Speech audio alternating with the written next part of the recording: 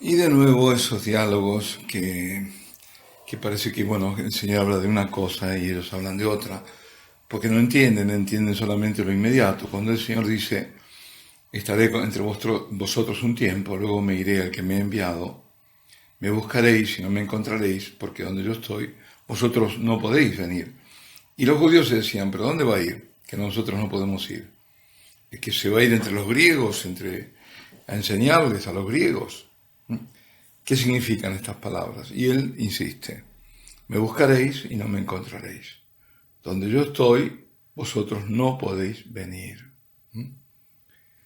Bueno, estamos ahora en el último día de la fiesta de los tabernáculos y Jesús allí clama, es un grito el que dice, el que hace, si alguno tiene sed, venga a mí y beba. Quien cree en mí, como dice la Escritura, de sus entrañas brotarán ríos de agua viva. Esto ya nos está recordando lo que le dice el Señor a la samaritana, ¿no?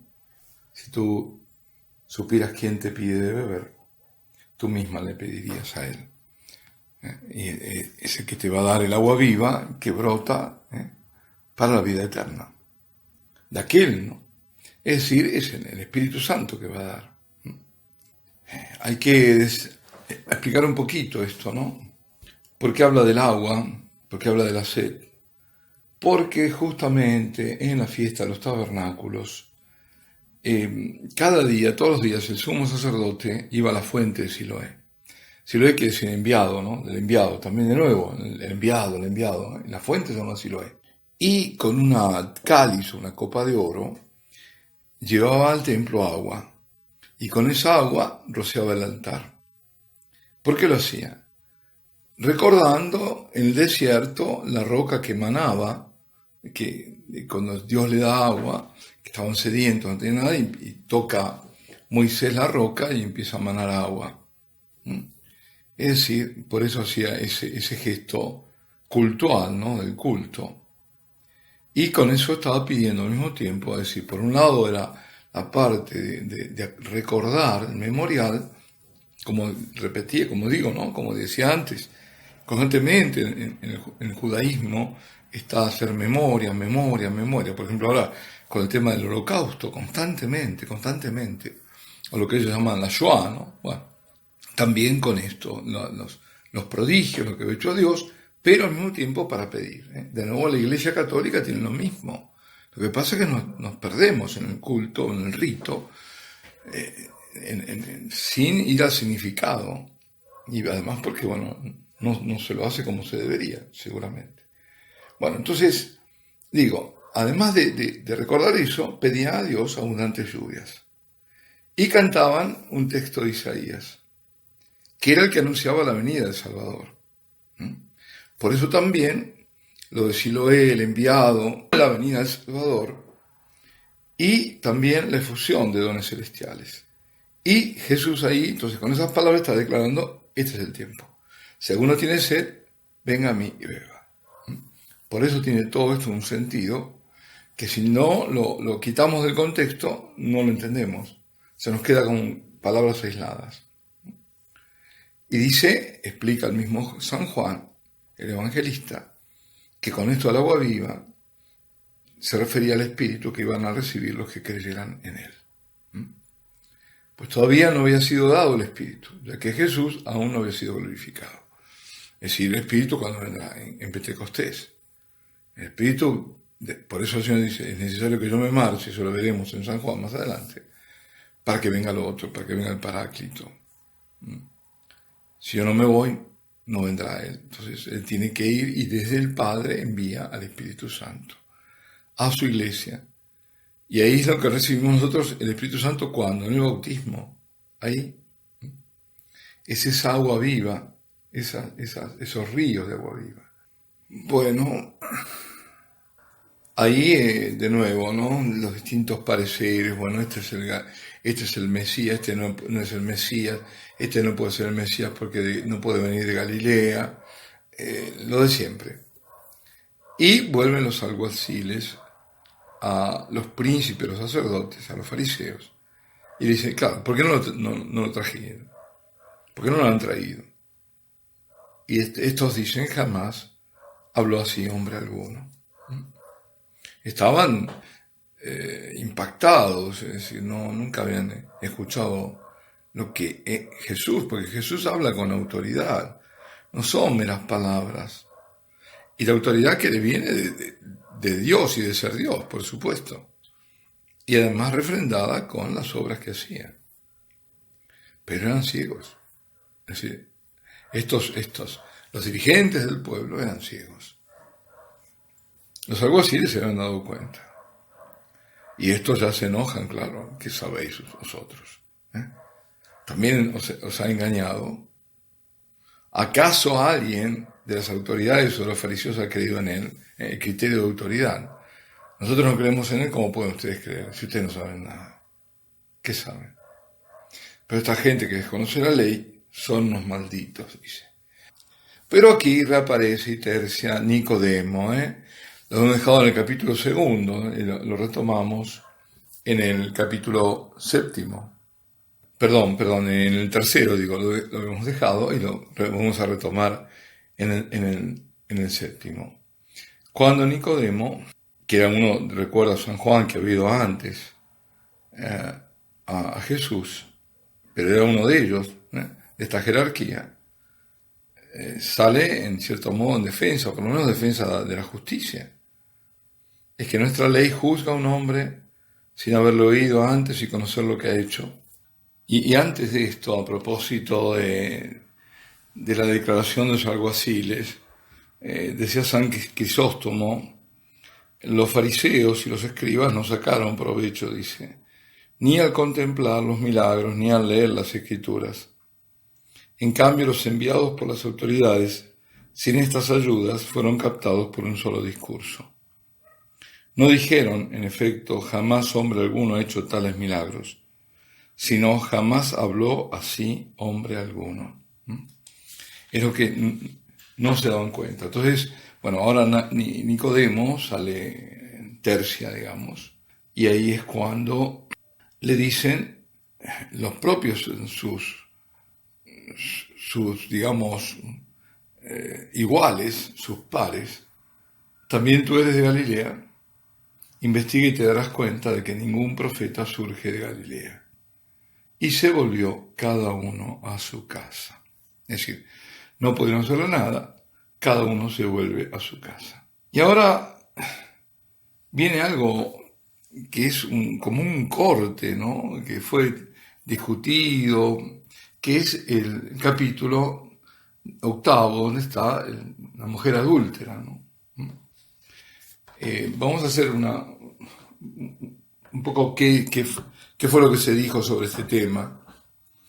Bueno, hubo quienes discutieron la autenticidad de ese pasaje porque dicen que estaba ausente en 4 manuscritos más antiguos, ¿no? Y en muchas copias es admitido, pero con una nota crítica.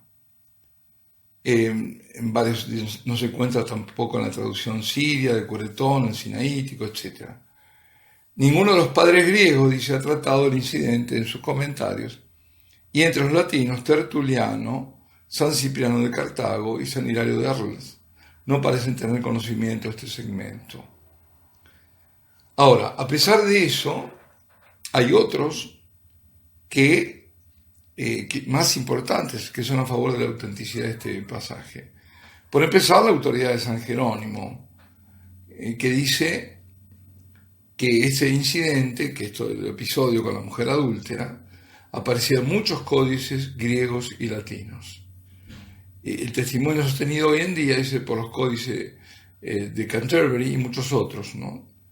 La autenticidad del pasaje también es favorecido por la Vulgata, por las traducciones arábigas, etíopes y eslavas, por muchos manuscritos del Itala y del texto sirio y armenio. Ahora bien, entre los padres latinos, por ejemplo, de los padres griegos, los libros de Orígenes ya no están más, se perdieron, lamentablemente, y llegó solamente una porción de los comentarios de San Cirilo de Alejandría. Pero de los de los padres latinos tenemos a San Ambrosio y San Agustín, que lo incluyen el pasaje en los textos y que buscan una explicación a por qué en otros manuscritos están omitidos. Ahora, todos admiten que el estilo, el modo de presentación no tiene ningún rastro de que sea apócrifo, sino que revelan la autenticidad, ¿no?, de un auténtico maestro. Seguramente, bueno, fue canónico, ¿no? Inspirado, y por eso el Concilio de Trento lo hace formar parte de la Sagrada Biblia. Aunque en algunos, ya como digo, ¿no?, lo habían omitido algunos de los más antiguos. Hay quienes dicen, aunque el estilo no es, pero que sería más propio por el tema, la temática más propia de San Lucas.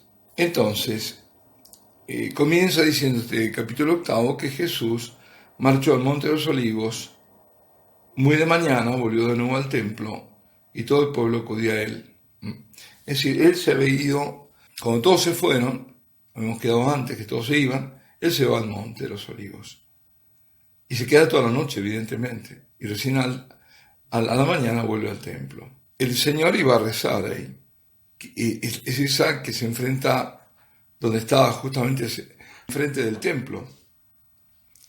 Y, según la tradición, también era un lugar de oración ahí desde antiguo. Allí David adoró a Dios cuando fue la revuelta de Absalón, que nos cuenta en estos días el segundo libro de Samuel. Y también ahí al pie del monte estaba el huerto de los olivos, el Getsemaní, que quiere decir lugar de aceite. Bueno, y lo tenemos ahí en el templo a Jesús enseñando.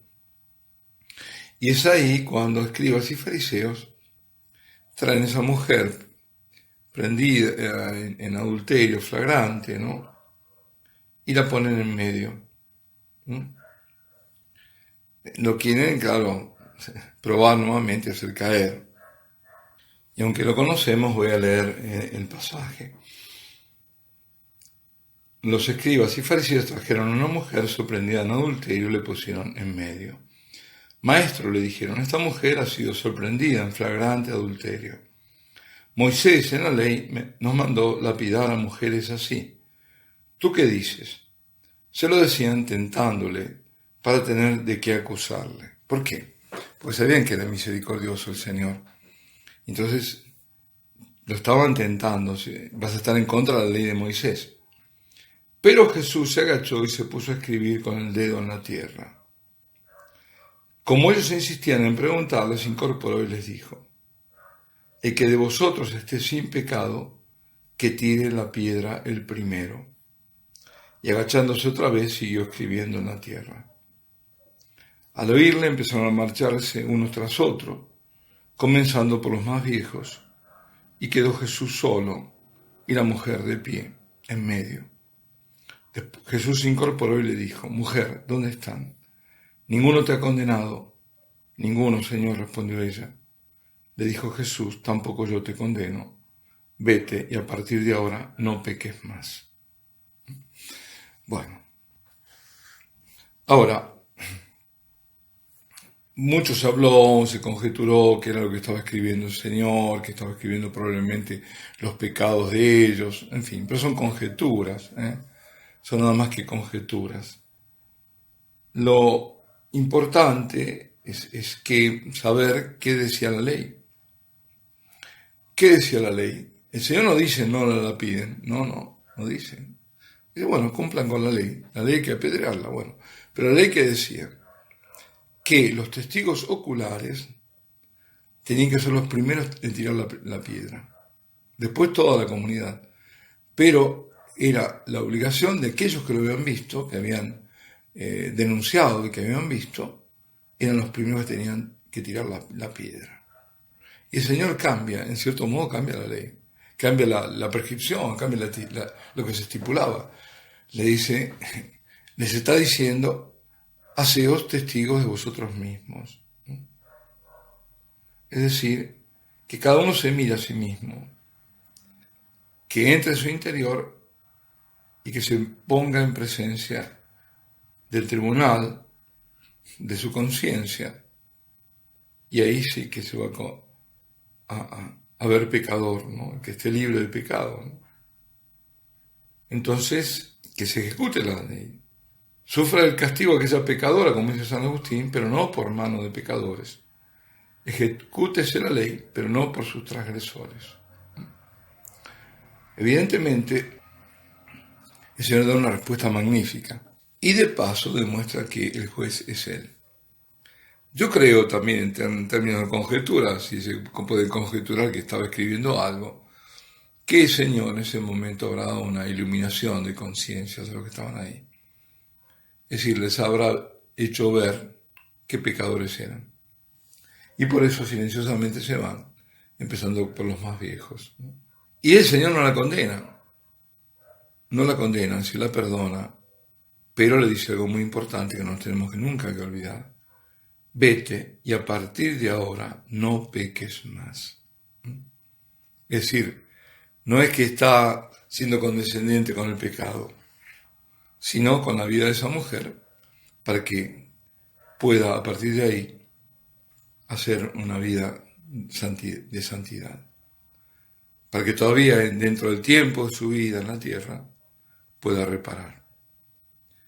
Aquí nos detenemos. Alabado sea Jesucristo, sea por siempre bendito y alabado.